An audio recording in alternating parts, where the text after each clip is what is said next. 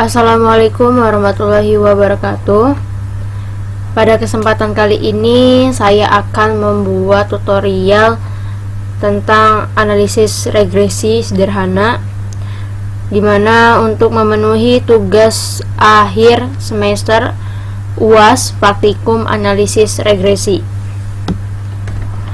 Analisis regresi sederhana sendiri bertujuan untuk mengetahui pengaruh variabel X terhadap variabel Y. Langsung saja kita ke tutorial.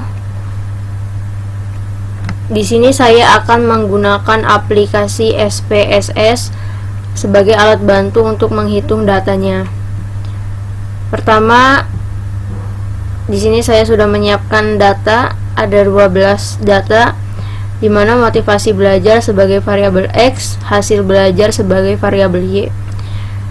Langsung saja pertama kita copy data yang sudah kita punya,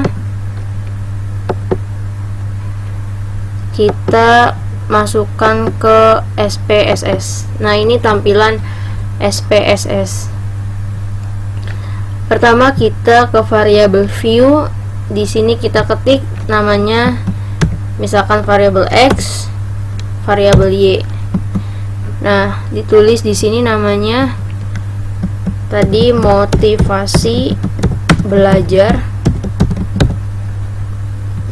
variabel Y-nya hasil belajar. Misalkan kita nggak mau pakai desimal, kita nolkan. Data yang sudah tadi kita copy, kita pastekan di sini.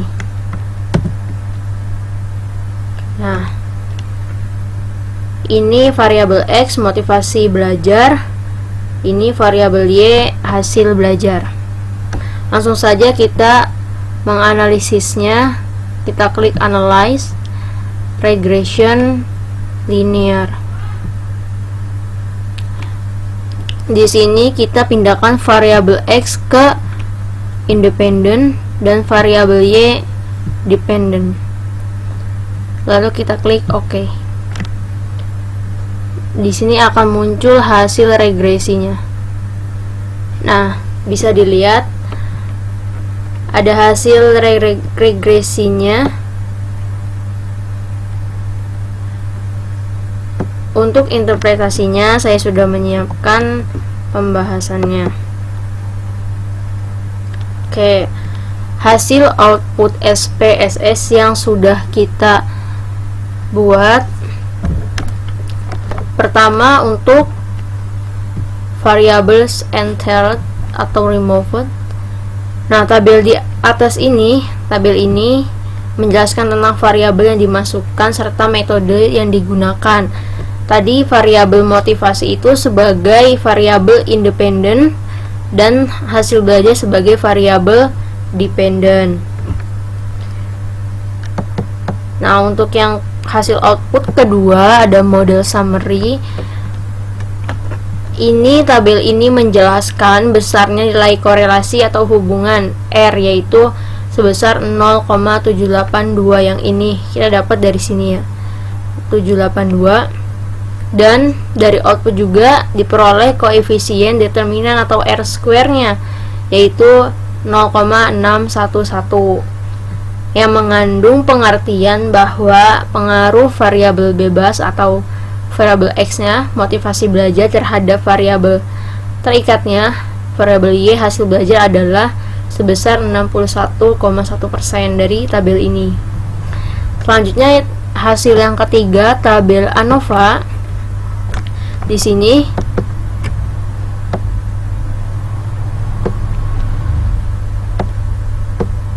kita bisa lihat hasilnya. Interpretasinya yaitu dari tabel ANOVA ini diketahui nilai F hitungnya itu 15,733 dengan tingkat signifikansi sebesar 0,003 dari signifikansi kurang dari 0,05. Nah, nilai F ini nih ada di tabel ini. Ada di tabel ini 15,733. nilai signifikansinya 0,003 di mana kurang dari 0,05, yang artinya bahwa ada pengaruh variabel X motivasi belajar terhadap variabel Y. Terakhir ada tabel koefisien yang ini. Tabel koefisien ini diketahui nilai konstannya itu sebesar 27,650,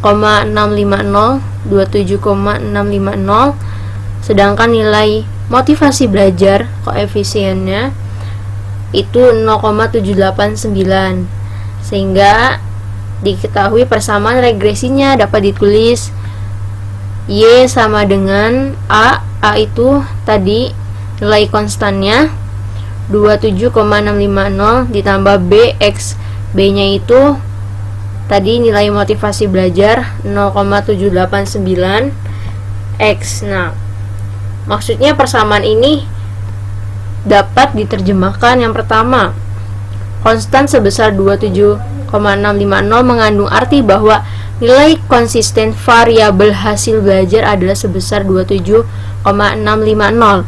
Nah, koefisien regresi X yang X-nya sebesar 0,789 menyatakan bahwa setiap penambahan 1% dari nilai motivasi belajar, maka nilai hasil belajarnya bertambah sebesar 0,789. Koefisien regresi tersebut bernilai positif, sehingga dapat dikatakan bahwa pengaruh variabel X terhadap Y adalah positif. Pengambilan keputusan dalam uji regresi sederhana. Yang pertama, berdasarkan nilai signifikansi dari tabel koefisien ini, diperoleh tadi nilai signifikansinya itu 0,03, yang dimana kurang dari 0,05. Nah, sehingga kesimpulannya itu variabel X atau motivasi belajar berpengaruh terhadap variabel Y, yaitu hasil belajar. Nah, berdasarkan nilai T-nya, T hitungnya tadi sebesar 3,967, lebih besar dari T tabel.